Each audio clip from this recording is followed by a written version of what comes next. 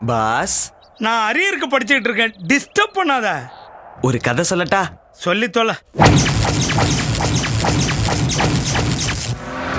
அவனுக்கு என்ன தைரியம் இருக்கணும்டா? டேய் வண்டி எடுங்கடா, நானும் வரேன். வரப்படாதீங்க. ஓ மய கையில அடிச்ச அவன் என்ன? நானே வண்டி வண்டி. நீ மட்டும் நேர்ல கலச்சா உன்னை புளிச்சிருடா. இவனுங்க எல்லாம் என் சொந்தக்காரனுங்க தான். என்ன வெட்டுறதுக்கு தான் இப்படி கத்திட்டு இருக்கானுங்க. ஏன் தெரியுமா? ஒரே ஒரு காரணம் தான், லவ். நீமா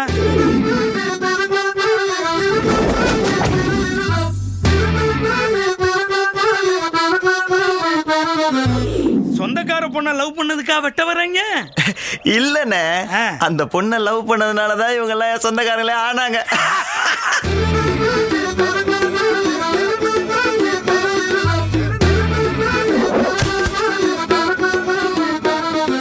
காதலி ஒரு காதலனுக்காக என்னெல்லாம் பண்ண முடியும்?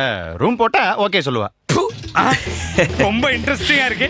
உன் லவ் பத்தி கொஞ்சம் சொல்ல. +2 படிக்கிற வரைக்கும் 2 பேரும் பேசணும், பழகணும். அப்பெல்லாம் ஒன்றும் தோணலடா. ஒரு நாள் காலேஜ் படிக்கிறேன்னு கிளம்பி வெளியூர் போயிட்டா.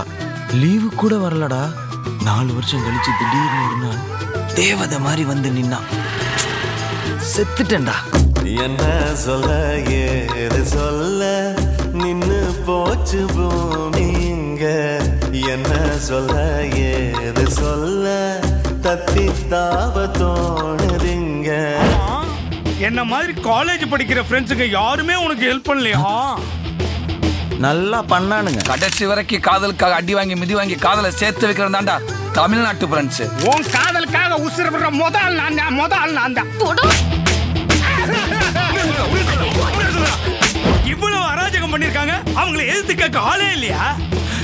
ஒரே ஒருத்தன் கேட்டான்.